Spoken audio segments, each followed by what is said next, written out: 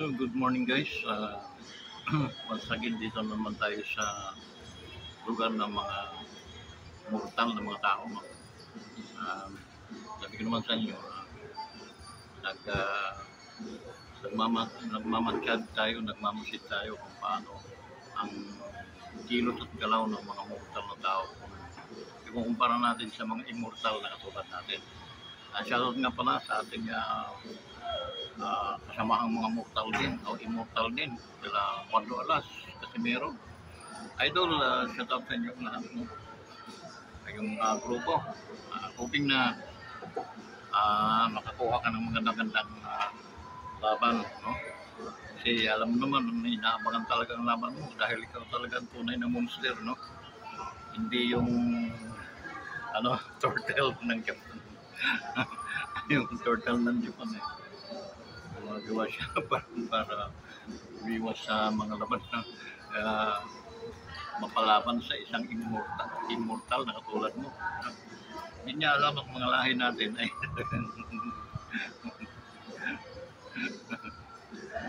ang tingin ng mga tao, wala tayong practice, hindi tayo malakas. Kaya pagdating ng laban, talo sila.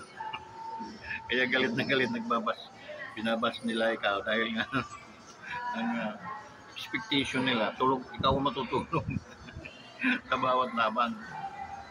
Kaya kami, alam namin, mga kapwa namin, mga immortal, talagang alam namin ang kapasidad kahit yung tabling-tabling na lang palagi yan dyan, hindi yan dahil tinamaan ka ng suntok ng isang immortal, talagang may paglalagyan ka. Kaya ito si Japan Turtle, takot yun. So kaya shoutout sa iyo, Idol. Angas ng Pinas, General Casimiro. Sama yung tropa mo, Tol. Si Coach Jason, no? Si Jason ay isang best coach, no? Trainer and the making, no, of the year. So mayroon mang mag-disagree, dito kayo sa akin magpagdebate. Huwag sa kanila. Dahil ako yung ng panukala na makatanggap din ng reward si Jason, no? As a trainer, sa best manager o trainer. So, shoutout din sa ating mga kaibigan, no? Diyan sa entire world, no? Ating mga friends, ating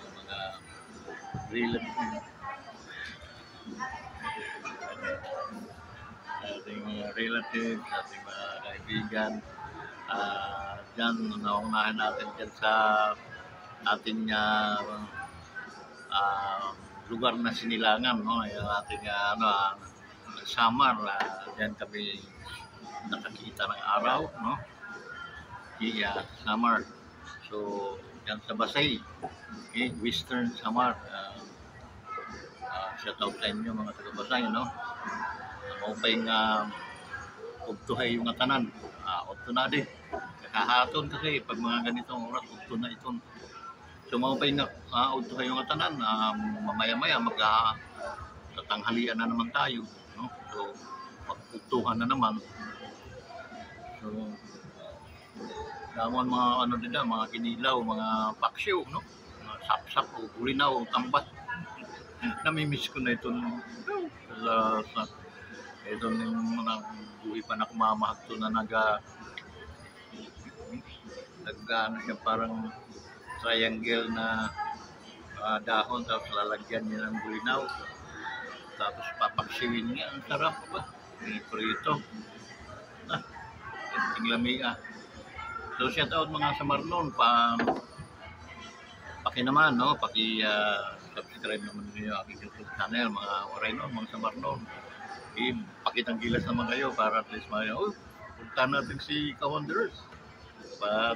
May mang kita na shout out sini. So yun, amalatak. Request sa iyo na paki-subscribe or i-likes na lang ninyo itong ating mga video. Okay? Likes and comment. Pakishare para maraming makapanood, para mag-viral itong ating mga video. So yung guys, ano pa, itong didahakuan, marabot niya sa shoutout sa mga samarnon lahat, no? Din tawid kita di Tacloban Haliti, ang mga Lasi family, shoutout sa inyong mga doy, ang mga pagumangkin nila, so maupay ang utuh yung tanan mo, kira utunta na kamo na adahan mo upay nga pang kabutangan, ano, para mga sakit na yung pipinitit tayo. So kinama no, Lasi, no, Mano Sinti, shoutout sa iyo mano. Sana madamo pa mga tuig sa imong mga kinabuhi, aton mga kinabuhi din ay babawan kalibutan na ini. Sila pastor, no, pastor na kamo, ato mas na po dyan, no, yung mga pamilya kay regards na lang ako.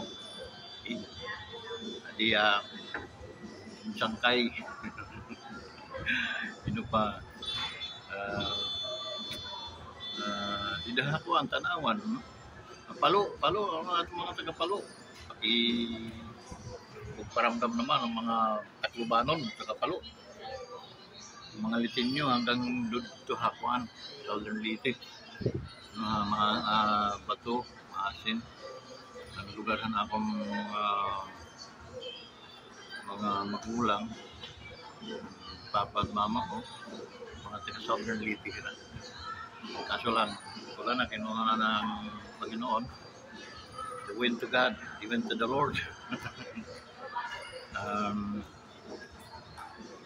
Shoutout sa iyo mga taga Southern Leyte, yap, mga taga Southern Leyte sa baybay, tarawan dulag hanggang mayuga, uyog. Shoutout sa iyo matanan din. Then yung sangkay na nagkukumahog maging isang vlogger. So ano pang hinihintay nato, na tabangan ninyo, no, supportahan ninyo ang inyong kaibigan, kababayan. So yung kuan kanang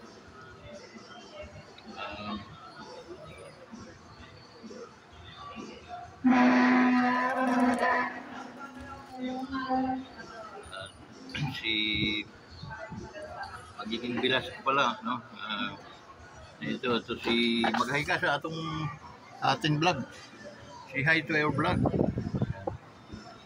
Ito yung kapatid ni Mayor, no, Arisa, humble siya, dito minsan nasabay dito, siya pag siyang nandito noon hanggang ngayon, siya nagbubukas, siya nagsasara din.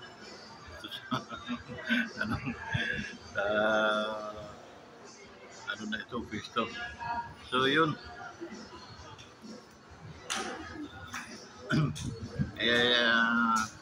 Yung mga igala, no, so, sa Southern Leyte, hanggang Maasin, no, paramdam naman kayo, paramdam mo mga taga Maasin, mga taga Southern Leyte, no, akong mga iyaan mga kapin, mga pinsan ko din hakuan sa Bato, no, ay shout out sa yung tanan, palihog ko i-likes ninyo na yung atong mga video niya. Kung hindi pa mo nakasubscribe, mag-subscribe mo para monetize ta, makatabang ta dito sa mga makita na ta, tabang ta dito sa mga atong mga kaitsunan, atong mga relatives diha, no, na tagalisod, matubanan natin sila. Yun, sa ating mga OFW nga pala, alam mo, ano pa lang, shoutout portion pa lang talagang kumakain ng maraming oras, no? So ang ating mga OFW, sila mga bida-bida dito, ingat kayo dyan sa abroad, no? Tandaan ninyo na kontrata ninyo kailang matapos makabalik kayo dito sa Pilipinas at mamuhay kayo na kasama ang inyong mga pamilya para masaya. Kasi kaysa andun kayo malayo, mahirap ang communication. At saka pag mayroong mga karamdaman, siyempre hindi maano yung bawat isa, no? Yung caring, hindi magkaiba. So, kailangan, ano kayo, pag natapos na yung kontrata ninyo, negosyo na lang kayo, negosyo na lang kayo dito sa aton para sama-sama ng inyong pamilya, masaya. Mamomonitor nyo yung mga anak, makakasama nyo yung inyong pamilya, at yun ang pinakamaganda sa lahat. Ang pera, wala yun, no? Oo nga, tayo mabubuhay kung walang pera. Pero, ang pera, magagamit niyo yun sa maganda at magagamit mo rin yun sa masama. Money is a good servant. That's why, maging wise kayo sa pag-handle ng pera. Use money. You can use money na bad, and you can use money in a good way, no? So, ganon ka bait ang pera. Money is a good servant. Okay? So, kailangan be on top tayo than money. Okay? Because we have brain, money, walang utak yun, no?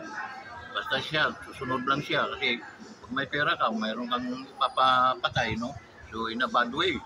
So, nagagamit mo ang pera, babayaran mo yung gano'n sila, pero pera yun. Ang nangyayari noon, pwede mo rin gamitin yung pera mo para ipamigay dun sa mga nahihirap. That's the reason why, sabi ko, money is a good servant. Yeah? So, be top on it, no? Maging nasa taas kayo kaysa pera. The Bible says also that money is the root of evil. Okay? Once na na-inlove mo na ang pera, gagawin mo lahat. Kahit manira ka ng tao, sirain mo sarili mo. For the sake of money, and that is the root of evil.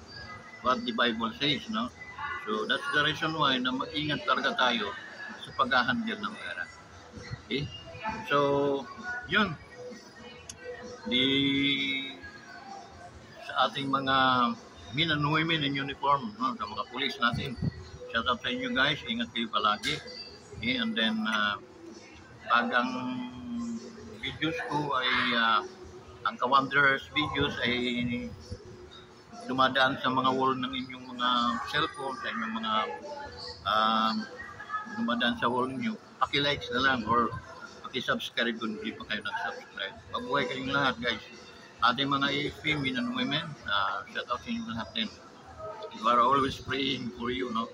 Sa inyong kaligtasan, oras-oras, minuto-minuto, linggo-linggo, araw-araw, buwan-buwan, taon-taon, sana walang mangyayaring masama sa inyo.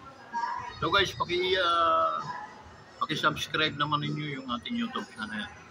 Help me na ma-monetize tayo para makatulong tayo dun sa mga taong nangangailangan din ng tulong. Maraming mga tao guys na nasa kabundukan, halos walang kain, halos walang makain, walang damit. No, but we maano ka, dahil sila din ay mga human din katulad natin. Ang pagkakaiba lang, hindi sila nabigyan ng magandang oportunidad para sila ay maging katulad natin. Nakakakain tayo ng 3 beses, nakakapag-merienda tayo, nakakapagdamit tayo, nakakapaggamit tayo ng mga kung anong mga atik-atik sa katawan. Pero sila, talagang pinagkaitan sila ng pagkakataon. Yun ang dapat tulungan natin guys. Okay? If you trust us na natulungan niyo itong ating YouTube channel, pag kumita po tayo, yun po ang una nating hahanapin. Yung mga taong dapat natin bigyan. Napakarami guys, napakarami naghihirap na tao, lalo na ngayon sa pamumuno ni Bongbong Marcos, no? Alam naman natin guys, ako ay Maki Marcos, pero winidraw ko na yung aking suporta sa kanya, no? Dahil nakita ko yung kabangagan ng gobyernong ito. At magsisiman tayo na tayo ay nabudol. Wala tayong magagawa, tapos na yun. So what is 6 years, no? After 6 years, wala na rin yun. So, yun. Ang masama ngayon, guys, yung presidente natin dati na si Rody Rua Rodrigo, na gumawa ng magandang performance sa ating bansa. Ang nangyayari ngayon guys, inuusig naman siya. Kumbaga parang si Jesus na ipapako sa krus guys. No, persecution, paninira, andun na lahat. Kinacharge siya ng andun sa drug war. Nandun sa drug war guys, sa totoo lang, in my own opinion, no? Naka-enlight yun, nakapagbigay peace na karangyaan sa ating bansa. Bakit? Guys, noong 2015-16, mga ganon, nung panahon na ni Panot, ni Aquino, actually, ano yun eh, tulonggo yun, yung kaso patay na, wala tayong magagawa. Yung dating presidente, sinundan ni Duterte, ni Pangulong Duterte. Wala, naging basahan din ng bansa natin, ang baho ng mga pier natin, ang baho lahat ng basta, ang baho ng Pilipinas. Nang dumating si Pangulong si Mayor, no? Lininis niya yun guys. Lininis niyo hanggang ngayon, pwede niyong pasyalan. Yung biwok, isa yun sa mga lilinis ng ating Pangulo. Okay? Dati lumulutang doon, mga pusa, manok, baboy, dumi ng tao, naglutangan yun sa biwok na yun. Pag dumaan ka guys, hindi mo masikmura yung amoy. Natanggap yun ng mga pangulong mga nauna. Pero kay Pangulong Duterte, hindi po natanggap ng sikmura ni Pangulo. Lininis yun guys. Lininis, bring ka na ice. Nalinis yung lugar na yun guys. Hanggang ngayon napapasyalan, napakaganda. That is the living testimony until today that there is a big difference between sa pamumuno ng Duterte, no? And then itong confirm natin ngayon, it's a matter of 3 years now, walang project, pero wala rin pera, utang dito, utang doon, and then sad-sad na yung dahil nga pinamimigay nang wala sa panahon. Ang sigalot ay nasa Bisaya, nasa Bicol, mamimigay dito sa Cavite. 5,000 ka, ganun ka kasiraulo ang ating ngayon, gobyerno. Dahil tandem yung presidenteng bangag, hindi na rin namang rin naman si Romualdez na tambalos-los, no? Tambalos-los, parang yan, linta, sige lang, sip lang sa mga dugo. Tapos pag nabusog, nabibitaw na yon, hindi na yan makikita. Mabuti kung tamaan ng kidlat yon para uudang makinabang, hindi, no? Napunta yan sa ibang bansa, tatago na yan doon sa mga ibang bansa, doon na yung mamumuhay. Sinong kawawa? Yung kanilang sinipsipan, yung kanilang bayan ng Pilipinas na kanilang pinagsisipsipan. So yung guys, sana next time na mag-i-eleksyon na naman, maging alerto naman tayo. Use your mind. Huwag yung nakatanggap kayo ng 2,000, pera din po ninyo yung inyong natanggap. Hindi nila pera yun. Pera ninyo, dinugas nila, pinamigay sa inyo kunwari para at least bumango ang kanilang mga pangalan. Tanggapin po ninyo guys, maging wise na po kayo. Tanggapin nyo yung binibigay. Yung mga bigas-bigas dyan, dahil sa inyo din po yun. Pera po ninyo. And then, mamili po kayo ng nararapat na mga mamumuno sa ating lipunan. Okay? So, yun, hindi muna akong mag-ano sa lokal kasi dito kailangan din natin mag-vlog din ako para sa ating mayor dito sa Pagsanghan, no? I-compare din natin si Mayor Arisa dun sa mga mayor na mga nagdaan. Okay? Ang Pagsanghan nung araw, lang ito, parang 50-50 lang na Pagsanghan nung araw tayo. Ngayon, dito na. Ang daming mall at may mga Jollibee na, no? Noong araw guys, ay turo-turo magkikita sa mga ang daming mga multi-millionaire din secret dito sa pagsanga pero walang nagtiwala. Okay? So ngayon, itong mayor natin ngayon, kita niyo yung eagerness niya, no? Na pauna na rin at makilala bayan ng Pagtangan. So, mamimili kayo ngayon. Gusto niyong sirain ulit ang Pagsangan, hanap kayo ng ibang mayor. Pero kung gusto niyong lalo pang mapaganda ang Pagsangan, bigyan niyo yung pagkakataon.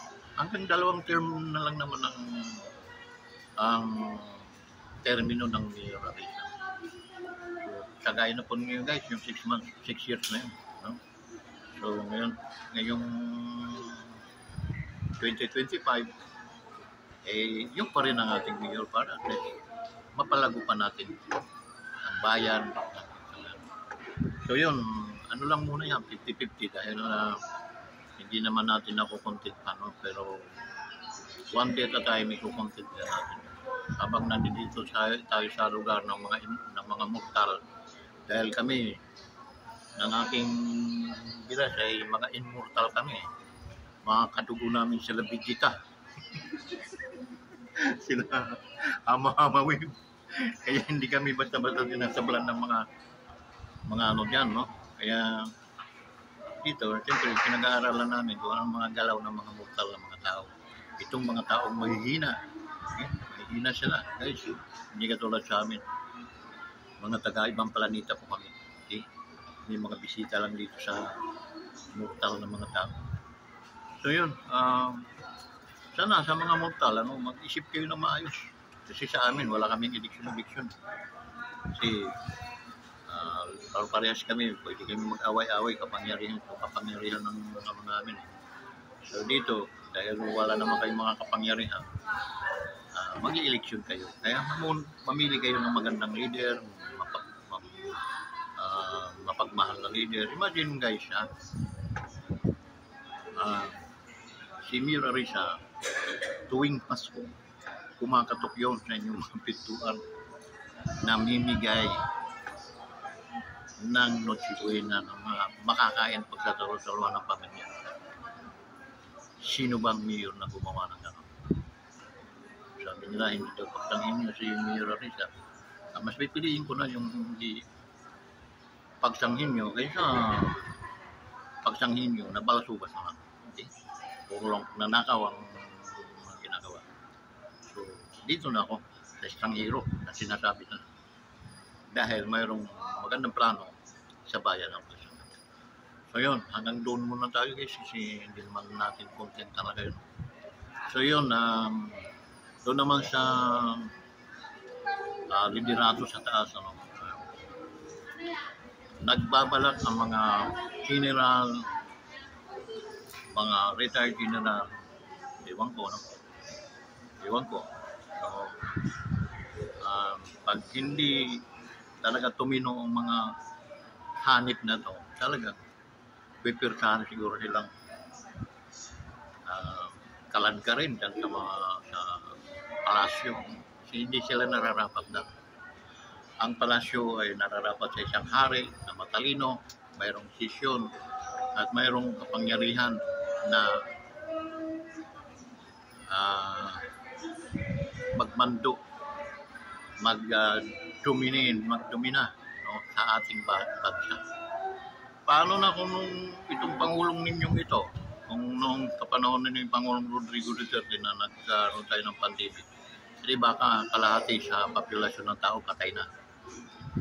Walang diskarte itong inyong presidente. So that's the reason why na may puro-puro na lahat ng mga retired general, AFP, police, ay merong linulutong tama naman sila eh. Tama naman. Sino ba ang may karapatan na may lakas lang para at least matanggal yan? Hindi ating mga military. So nagpahiwatig na sila na talagang nagbigay ng open letter kay Tambaloslos, yung pinsan ng yung presidente na mag-resign ka na. Kaysa umabot tayo sa kahihiyaan. So yun guys, medyo wala pa tayong ganong dulo. Antay na lang natin yung magiging resulta. Kami, sa totoo lang, no, suportado namin ang dating Pangulong Diggo. Ano man mangyari sa bansa natin, we are a supporter of Duterte. Pero binuto namin yung abog na presidente ninyo, ganyan, nabudol din kami. No regrets, no? Because talagang nangyayari yun. Dahil nagpa-adapt tayo na maging isang mortal, kaya humina din ang utak natin. So, pero it will never happen again. Okay? Hindi na tayo mabubudol pa ulit. So, siya rin ang sumira. Kaya namin binuto yan dahil nga ang tatay niya Marcos. Hanga ako doon, no? Hanga ako doon. Nung kapanahonan mo, napakaganda, no? Lahat ng school, may mga supply ng mga gatas, may mga tinapay. So, walang ganong malnourished nung araw dahil talagang sinusuportahan ng Marcos. Okay? Nagkaroon na ng panahon na nagkasiraan ng Aquino at saka Marcos. So, yun. Nanayag ang Aquino at ang Marcos ay ayun. Pero, sa ngayon, napakalaking utang ng mga Marcos kay Rodrigo Roa Duterte, ang dati nating ex-president. Na bakit? Si Duterte lang ang napagpalibing sa libingan ng mga bayani kay Marcos Senior. Utang dapat na loob nyo na dapat tinatanaw yun. Dahil palasubas ng yung presidente, hindi niya tinanaw ng utang na loob. Ang ginawa niya, hinahabol niya ngayon si Duterte, kailangan mawala sa kanilang daan kasi alam niya na pinakahuling Marcos na ito natatayo bilang presidente ng ating bayan. Baka hindi nga makatapos yan sa termino niya. Okay? So, dahil wala aanga-anga. Okay? Aanga-anga, may bagyo. Anong gagawin natin? Ang presidente ka dapat hindi ka nagtakbo ng presidente kung wala kang alam kasi mapapahiya ka na. So yung pa man nandyan na yan, no? Baka subo na natin yun. Alam naman, isuka pa natin. Isuka man natin, wala rin tayong magagawa. Talagang na-damage na niya ang ating bansa. So yun, gagawin kung hindi yan bababa, kakalat ka rin yan ng mga pulis, ng mga sundalo na galit na ngayon. Okay? So, and only dating Presidente Duterte lang ang nag-increase ng sweldo ng mga pulis, sundalo in uniform. Dinoble niya yung sweldo na hindi kinaya yan ng mga dating presidente. Kaya, malaki ang papagpasalamat ng ating mga military, pulis, Pangulong Duterte. Although maraming mga siraulo din pulis, no? Pero ilan-ilan lang yan, bilang lang ang mga yan. Okay? So, natin, antay na lang natin yung mga susunod ng mga kabanata. Pero para sa akin, ipanalangin na lang natin ang kapayapaan nawa ay siyang mamutawi dito sa ating bansa. Tayo sa totoo lang, nakakahiya na tayo sa ibang bansa. Nakakahiya tayo. Okay? Dati tayo ay kasunod ng Japan. We are number 2 sa puwersa, sa pinakamalakas na bansa sa buong Asia. Japan, tayong sumunod. Okay? So, dapat nga, naungasan na natin Japan. Dapat tayo ng number 1 noon. Pero ngayon, anong nangyari? Tayo yung nasa bunto. Tayo ang pinagtatawanan sa ibang bansa. Bakit? Napakatalino ng mga Pilipino, pero masyado namang mga uto-uto. Masyado namang madali mauto. Babigyan mo lang yung ng 2 kilo at saka tag-500. Tapos na ang laban. Ibubuto ka na no. Hindi nila naalam kung anong magiging epekto pag mga gano'n. Kailangan piliin ninyo yung nararapat at karapat-dapat mamulong sa atin. Be wise. Okay? So guys, hanggang dito na lang. Nakaka 30 minutes na tayo. Hanggang dito na lang yung ating vlog. Please, paki-like nyo yung ating YouTube channel. And then, paki-subscribe sa mga hindi pa nag-subscribe. Tulungan po ninyo guys na maiangat ang ating YouTube channel para makatulong tayo doon sa mga nangangailangan. Patubayan kayo ng Diyos sa inyong pang-araw-araw na gawain at ang biyaya nawa ay patuloy na may buhay. Sa pangalan ni Jesus. Amen.